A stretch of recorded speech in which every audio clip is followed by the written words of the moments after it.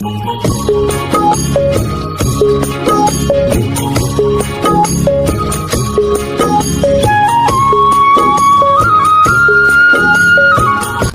থেকে শুরু করে এখন 100 বিঘার অধিক জমিতে বিভিন্ন ফলের আবাদ করছেন। দর্শক, সত্যি এই গল্পটা যখন শুনেছি তখন আমার নিজের মনটাও কিন্তু ভরে গেছে। আসলে আমার আব্বু কখনোই চায়নি যে আমি কৃষিকাজে আসি। ছেলে লেখাপড়া করেছে, এখন সে হয় ভালো একটা জব করবে, তাহলে ভালো একটা দেশে যাবে, টাকা ইনকাম করে মান সম্মান হবে। কিন্তু আমার আত্মবিশ্বাস ছিল যে না, আমি পারবো। তো কি সুন্দর, কি মনোরম, সত্যি বাগান দেখলে প্রাণটা জুড়িয়ে যাচ্ছে। জি দর্শক বন্ধুরা, এমন বাগান যদি আপনারা দেখেন নিশ্চয়ই আপনাদের চোখ জুড়িয়ে যাবে। প্রিয় দর্শক এবং কৃষি উদ্যোক্তা ভাইয়েরা, সবাইকে আন্তরিক শুভেচ্ছা। দর্শক, আজ আমি এসেছি মাগুরা সদর উপজেলার রাউতড়া গ্রামে। এই গ্রামের একজন তরুণ কৃষি উদ্যোক্তা নাসির অ্যাগ্রো ফার্মের প্রোপাইটার নাসির হোসেন, যিনি শূন্য থেকে শুরু করে এখন 100 বিঘার অধিক জমিতে বিভিন্ন ফলের আবাদ করছেন। দর্শক, সত্যি এই গল্পটা যখন শুনেছি তখন আমার নিজের মনটাও কিন্তু ভরে গেছে। সেই নাসির ভাইয়ের কাছে আমরা আজকে এসেছি। আজকে তার এই যে ফলের বাগান উনি তৈরি করেছেন, উনি কীভাবে কৃষি জগতে প্রবেশ করলেন এবং তার যে শুরু থেকে এখন তিনি কোন অবস্থানে উন্নীত হয়েছেন সেই গল্পটা আপনাদেরকে জানাবো। দর্শক, নাসির ভাই সম্ভবত বাগানে আছেন, আমরা একটু নাসির ভাইকে ডাকি। নাসির ভাই কেমন আছেন? জি আলহামদুলিল্লাহ। ভালো আছেন? ভালো আছেন না নাসির ভাই? জি আলহামদুলিল্লাহ। দর্শক, আমার পাশে যে ভাই দাঁড়িয়ে আছেন ইনি কিন্তু সেই নাসির হোসেন ভাই, যাকে এই মাগুরা জেলার লোক এক নামে চেনেন এবং মাগুরা জেলার কৃষিতে কিন্তু তিনি একজন আদর্শ কৃষক হিসেবে পরিচিত এবং তিনি কৃষিতে মডেল। তো এই নাসির ভাইয়ের কাছ থেকে আমরা তার এই বাগান করা সম্পর্কে, এই কৃষি জগৎ সম্পর্কে বিভিন্ন তথ্য জেনে নেব। তো নাসির ভাই, সর্বপ্রথম আপনি আমার দর্শকদের উদ্দেশ্যে আপনার নিজ মুখে আপনার পরিচয়টা দেবেন। আমার নাম নাসির, নাসির অ্যাগ্রো ফার্মের স্বত্বাধিকার। আমার বাসায় রাউতড়া সদর, রাউতড়া গ্রাম, মাগুরা সদর উপজেলা। ধন্যবাদ। দর্শক বন্ধুরা, আমরা তার চাষাবাদ সম্পর্কে একটু জানার চেষ্টা করি। তো নাসির ভাই, আপনাকে সর্বপ্রথম ধন্যবাদ জানাচ্ছি যে আপনি কৃষি বিভাগে মাগুরা জেলায় কিন্তু একটা বড় একটা অবদান রেখেছেন। জি, আমরা যতটুকু জেনেছি যে আপনি শূন্য থেকে শুরু করে আজ 100 বিঘার অধিক বিভিন্ন ফলের আবাদ করেছেন। তা আপনার এই 100 বিঘার অধিক যে ফলের বাগান আছে সেখানে আপনি কি কি ফলের আবাদ করেছেন? এখানে আমার আসলে মেন টার্গেটটা হচ্ছে পেয়ারা। পেয়ারা। তো এই পেয়ারার পাশাপাশি আমার আছে বিভিন্ন রকমের কুল, ড্রাগন ফ্রুট, মালটা, কলা, পেঁপে, এগুলো। শুরুটা তো আপনার পেয়ারা দিয়ে। জি, পেয়ারা দিয়ে শুরু। দর্শক, আবার শুনতে পারলেন যে নাসির ভাই কিন্তু শুরু করেছেন পেয়ারা দিয়ে এবং পেয়ারা দিয়ে কিন্তু তার পরিচিতি আসছে। আর আমরা কিন্তু এখন দাঁড়িয়ে আছি সেই পেয়ারা খেতে। তো নাসির ভাই, এখন আমরা যে খেতে দাঁড়িয়ে আছি এখানে এই কতটুকু জায়গা জুড়ে আপনার পেয়ারা বাগান আছে? আমার আসলে টোটাল 45 বিঘা আছে, তার ভিতর এই প্রজেক্টে আছে 12 বিঘা। 12 বিঘা? এখানে 12 বিঘা আমরা দাঁড়িয়ে আছি, আছে 12 বিঘা। আর টোটাল আছে 45 বিঘা। নাসির ভাই, আপনি কিভাবে কৃষি জগতে প্রবেশ করলেন? আপনি তো একজন শিক্ষিত লোক, আপনি চাকরি বাকরি করতে পারতেন, কিন্তু তা না করে কেন কৃষিতে আসলেন? আসলে ছোটোবেলা থেকে আমার কৃষির প্রতি খুব টান ছিল। আমার বাবা একজন ভালো কৃষক ছিল। তো পড়ালেখা শেষ করে আমি দেশের বাইরে যাওয়ার জন্য উদ্বুদ্ধ হই এবং সেখানে টাকা পয়সা মার যাই। এরপর হতাশ হয়ে যাই। আমি বাংলাদেশের বিভিন্ন প্রান্তে প্রচুর ঘুরতাম। তো ঠিক তেমনই 13 বা 14 সালে আমি নাটোরে যাই ঘুরতে। তো সেখানে আমি কিছু পেয়ারা গাছে দেখি প্রচুর পেয়ারা ধরে আছে। তো ওইখান থেকে আমার মূলত এই পেয়ারা চাষের আগ্রহ। তারপর থেকে আমার এই পেয়ারা জগতে আসা। পেয়ারা নিয়ে কিন্তু অনেক কথা আছে। জি হ্যাঁ, এই যে পেয়ারা থাই 8, থাই 5, থাই 3, হ্যাঁ, গোল্ডেন 8, হ্যাঁ, বিভিন্ন এক এক জায়গায় এক একজন কৃষক এক একটা নাম দিয়ে আপনার এই পেয়ারার চারাগুলো বিক্রি করে বা আবাদগুলো করে থাকে। তো এই ভেদটাকে আপনি আমাদেরকে একটু বলবেন, আমার দর্শকদের উদ্দেশ্যে একটু বলবেন। আসলে বিষয়টা আমার কাছে একটু অন্যরকম মনে হয়। সেটা বাংলাদেশে প্রথমে থাই পেয়ারা নামক পেয়ারা আসে। তো আমি যখন পেয়ারার চাষ শুরু করি তখন সেই থাই থেকেই শুরু করি। তো অনেক সময় দেখা যায় যে ভিটামিনের কারণে, যত্নের কারণে, সারের কারণে, আবহাওয়ার কারণে, এক একটা গ্রাফটিংয়ের কারণে কোনো কোনো বাগানের পেয়ারা কিছুটা বেশি ভালো হয়, কিছুটা একটু নর্মাল হয়। তো আমরা যে বাগানটার যে গাছগুলো ভালো, আমরা সেখান থেকে কলম করে আবার নতুন করে চারা তৈরি করি। তো আমার কাছে মনে হয় আমরা যখন থাই দিয়েই বাগান নতুন গ্রাফটিং করে নতুন চারা তৈরি করি, ওটা থাই। তো এখন বিষয় হলো যে এই যে নামগুলো আসতেছে, নামগুলো সম্পূর্ণ বিভিন্ন নার্সারি ম্যানদের নিজস্ব একটা নাম। সেটা আসলে নামকরণ তো আসলে করা ঠিক না, কারণ নার্সারি মালিক হোক বা কৃষক হোক, তারা তো আসলে নাম দিতে পারেন না। কারণ এই যে কৃষি আমাদের যে এই যে নির্ধারিত যে কৃষি ডিপার্টমেন্ট আছে, হর্টিকালচার সেন্টার আছে, কৃষি গবেষণা ইনস্টিটিউট আছে, সেখান থেকে একটা নাম হওয়া উচিত। হ্যাঁ, অবশ্যই। কিন্তু সেটা তো আসলে না হয়ে আমরা নিজেরাই কিন্তু এই নাম দিয়ে দিচ্ছি। সেটাই দেখেন, আমি যদি এখানে একটু অ্যাড করি, সেটা হলো যে পেয়ারাগুলো একটু লম্বা, দেখতে অনেকটা পেঁপের মতো, আমরা অনেকে এটাকে 7 বলে ডাকি, আর অনেকে সেটাকে 3 বলে ডাকি। তো এখন আমি যদি ওইটাকে 7 নাম দিই এবং আরেকজন যদি ওটাকে 3 নাম দেয়, তো 3 পেয়ারাটা নিঃসন্দেহে একটা ভালো জাত।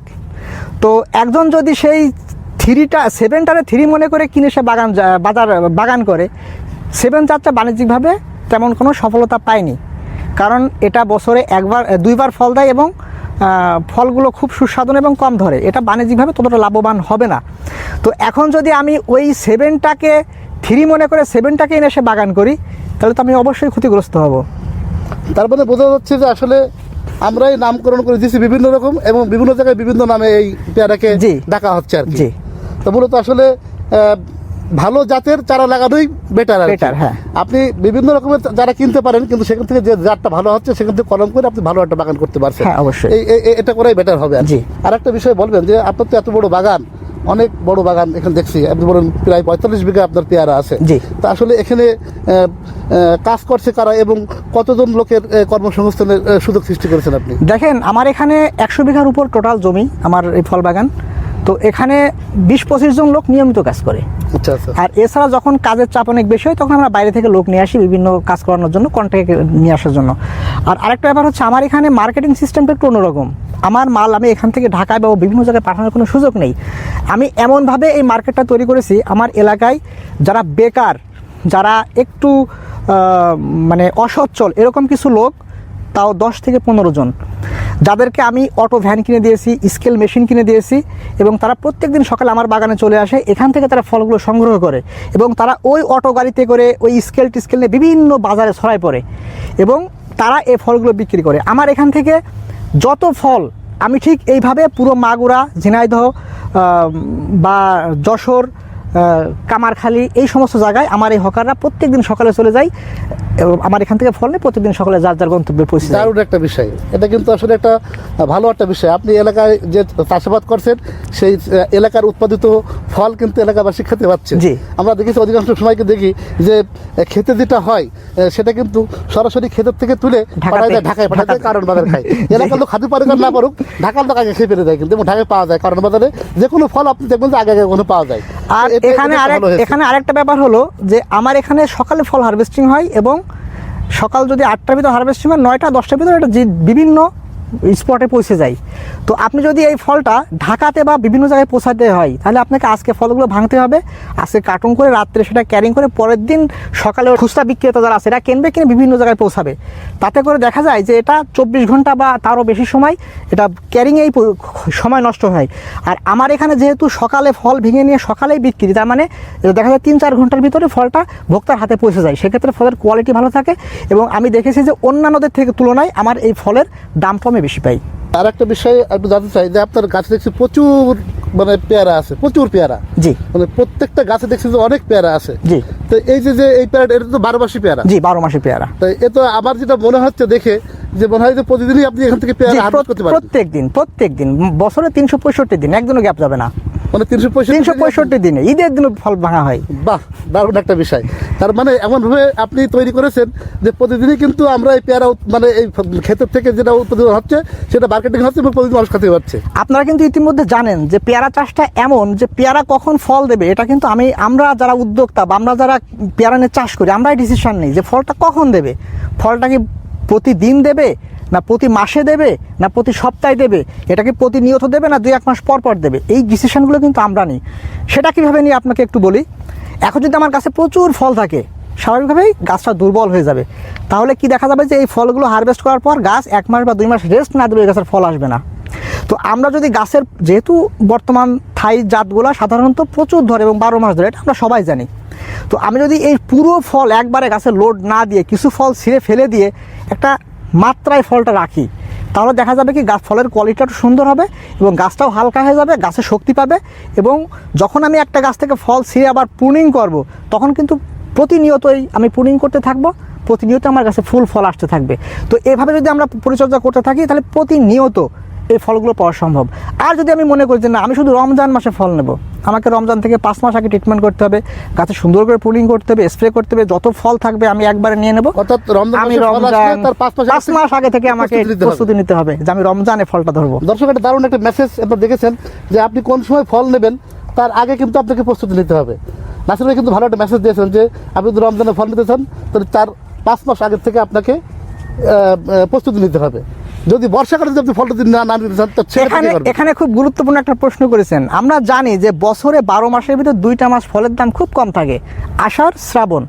কারণ সমস্ত ফল এই সময়টাই ওঠে, শুধু পেয়ারা না, সমস্ত ফলটা এই সময় ওঠে এবং এই সময় পেয়ারার মিষ্টটা একটু কমে যায়। এবং যেহেতু এই সময় প্রচুর ফল ওঠে, যার কারণে ফলের দামটা একেবারেই পড়ে যায়। তো আমরা কি করি, আমরা যেহেতু 5 মাস আগে ডিসিশন নিই যে কখন ফল নেব, ওই সময় ফল নেব কি নেব না সেটাও আমাকে 5 মাস আগে ডিসিশন নিতে হবে।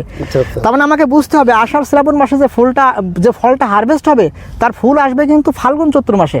আমার ফাল্গুন চৈত্র মাসে ফুল ভেঙেই ওই গাছটাকে হালকা করে দিতে হবে। আমি অল্প কিছু ফল রাখবো, রেখে বাকি ফুলটা আমি ফেলে দেবো।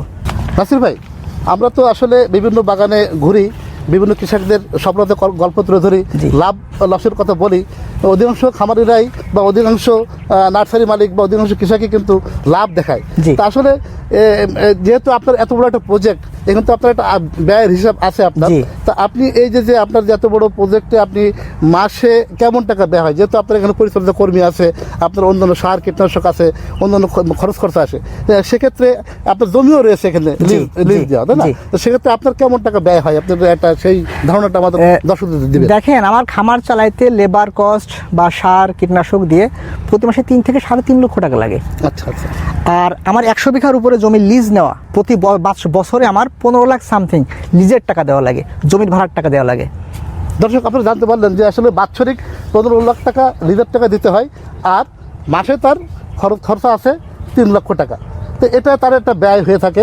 আমরা কিন্তু লাভলেসের ওই জায়গাটা ইন ডিপ যাচ্ছি না, জাস্ট আমরা তার কাছে ধারণা নিচ্ছি আর কি। তো সেক্ষেত্রে আপনাদের এত টাকা যে ব্যয় হচ্ছে, তো এই যে বাগান, এই বাগান থেকে আপনি মানে আউটপুটটা কী পাচ্ছেন? আসলে আমার এই পুরো টাকাটাই আমার ফল বিক্রি করা টাকা। এখানে অন্য কোনো আয়ের উৎস আমার নাই, আমার আয়ের উৎস একটাই, সেটা হলো ফল বিক্রি। দারুণ। বিষয়টা এরকম, দেখেন আমি 3 বিঘা দিয়ে শুরু করলাম, এখন 100 বিঘা। এখন অনেকে প্রশ্ন করছে টাকা কি করো, চিন্তা করেন 3 বিঘা দিয়ে শুরু করেছে, এখন 100 বিঘা। দর্শক, এটা দারুণ একটা বিষয়। নাসির ভাই টাকার পেছনে ছুটে না, টাকা কিন্তু নাসির ভাইয়ের পেছনে এখন ছুটছে। আর একটা বিষয় জেনে নিই যে আসলে যে পেয়ারা, এই যে পেয়ারা আমরা যে লাগিয়েছি বা আপনি যে পেয়ারা লাগিয়েছেন, এই পেয়ারা গাছের পরিচর্যা বা এর যে সার কীটনাশক কীভাবে প্রয়োগ করা উচিত এবং কোনভাবে প্রয়োগ করলে কৃষি উদ্যোক্তা ভাইরা উপকৃত হবে, এরকম একটা মেসেজ আপনি আমাদেরকে দিন। অবশ্যই। দেখেন, পেয়ারা যেহেতু একটা উচ্চ মূল্যের ফসল এবং এটা যেহেতু 12 মাস গাছে ফল থাকে, তার মানে আমাদের খাবারটাও কিন্তু গাছটা ওইভাবে দিতে হবে। একটা গাছ সুস্থ রাখতে হলে গাছের পরিচর্যাটা, খাবারটা আমাদের কিন্তু ঠিক ওইভাবে দিতে হবে। যেমন আমরা অন্যান্য লিচু বলেন, আম বলেন, এদেরকে আমরা সাধারণত বছরে 2 বার বা 3 বার খাবার দিই। আমরা কিন্তু যে ফলটা আমাদের 12 মাস ফল দেয়, তাদের কিন্তু আমাদের 2 বার বা 3 বার খাবার দিলে হবে না, তাদের খাবারটা কিন্তু আমাদের বেশি দিতে হবে। আর বেশি দিতে গেলে, বেশি দেওয়ার পরেও আমাদের একটা জিনিস মাথায় রাখতে হবে যে আমরা যদি বেশি সার গাছে দিয়ে ফেলি, অনেক সময় এই সারের রিয়াকশান হতে পারে। রিয়াকশান হলে আপনার গাছে বিভিন্ন রোগ ব্যাধি আসতে পারে। আবার যখন গাছের গুটি ছোট থাকে অথবা গাছে প্রচুর ফুল থাকে, তখন যদি আমরা বেশি সার গাছের গোড়ায় দিয়ে দিই, তাহলে কিন্তু ফুল ফলে ঝরে যাওয়ার সম্ভাবনা থাকে। তো এক্ষেত্রে আমরা কি করি, আমরা একটু ঘন সারের পরিমাণ একটু কমাই দিই, একটু ঘন সার দিই। সেটা গাছের বয়স অনুপাতে, যে গাছ ছোট সে গাছে একটু কম, যে গাছ বড় সে গাছের সারের পরিমাণ একটু বেশি দিয়ে 15 থেকে 20 দিন পর আমরা পুরো জমিতে সারগুলো ছিটাই দিই। যদিও রিং করে দিতে পারলে ভালো হয়, সারটা ভালো কাজ করে, গাছের রিয়াকশন কম করে, কিন্তু যেহেতু অনেক বড় প্রজেক্ট অনেক সময় হয়তো রিং করে দেওয়া সুযোগ হয় না, বা সবাই হয়তো লেবার টেবার ওইভাবে পায় না, সবার হয়তো রিং করে দেওয়ার সুযোগ হবে না। সেক্ষেত্রে আমি বলবো যে প্রয়োজনে একটু ঘন ঘন দেন। গাছটাকে সুস্থ রাখতে হলে মানে অবশ্যই একটু ঘন ঘন সার দেন এবং পরিমাণ মতো সার দেন।